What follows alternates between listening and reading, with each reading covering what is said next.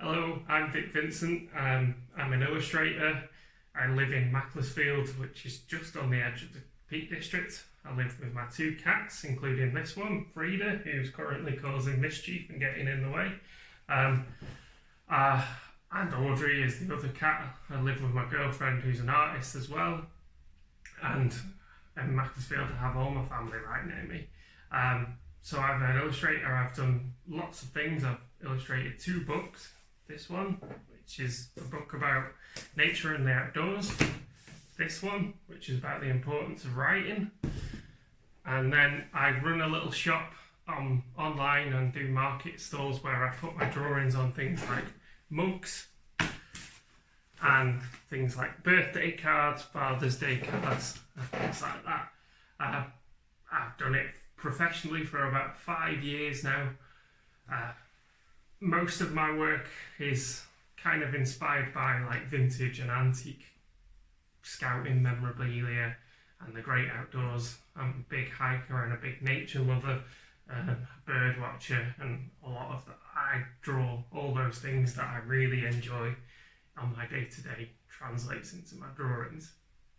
As a kid, I was really shy. I'm an only child, so I don't have any brothers or sisters, and I found it really hard to speak to people, but I found it really easy to draw pictures for people. And because I loved comics so much, I found that I liked drawing either people's favourite cartoon characters or make up my own, or often draw pictures of teachers, which were not flattering. I was poking fun at them.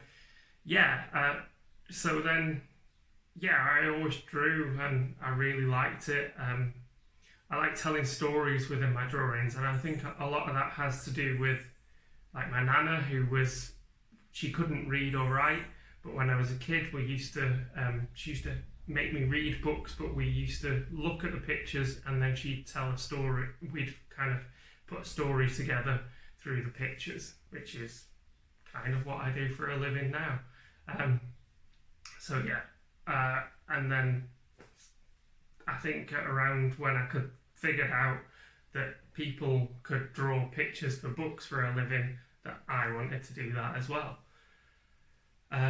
So I went to uni and art school and did lots of drawing and kept drawing. And when I was a kid, I would draw on every surface possible: paper, envelopes, sketchbooks, exercise books, exam papers, which probably shouldn't do, pencil cases, bags on my shoes. I got told off once for drawing on my clothes. I just couldn't stop drawing. Even now, I still draw all the time, and it makes me happy. And I like sharing my drawings because it makes other people happy, especially if I make a joke within my drawing or draw something that's happening in the world, but on a positive spin and not. There's a lot of bad things happening in the world, but I like to draw the good things. Draw pictures of birds that I see in my garden, and I think people can relate to that. So I kept drawing. I went to art school, learned how to draw professionally and better, and kept practicing and getting better and better until eventually I got a job out of it.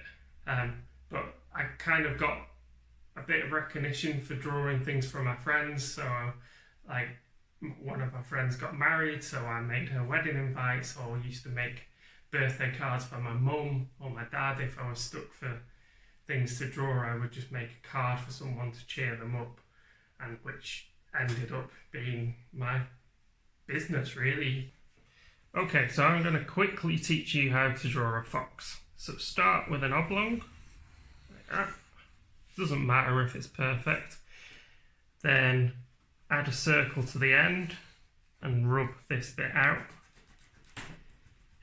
The joy of using pencil is if you make mistakes, you can always rub them out, or just roll with it. Sometimes the best art comes from mistakes. So then draw a little cross here. This just helps you know where to put the eyes later on. And then some triangles here for its eyes, for its ears, not its eyes. And a little shape like that, which is its leg.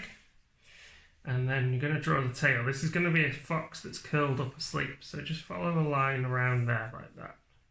Then put a line across here. And then add some details here for the fox's cheeks. And these are going to be white. So then we can start adding some colour. So just use an orange or use whatever colour you like, because that's the fun part of drawing, is you don't actually have to draw a fox orange because it's orange. You can have fun. It could be green, it could be purple, it could be pink, bright blue. It's your fox. So have fun. Okay.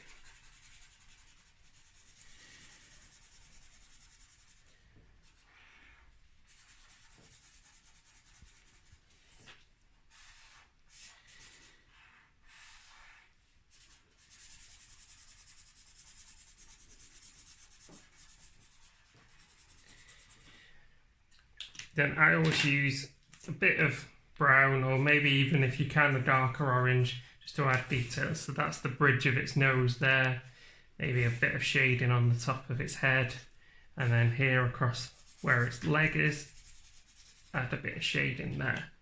And then now we can add the details. So a little triangle for its nose, then 2 eyes like that because it's asleep, and then colour in the ears, but add it's thicker on one side like that. Then on the tail here, add a big fat black line, and then because this is the white bit of the tail, you add a bit of some dashes like that so it looks like it's hair. And then you can just follow these marks around.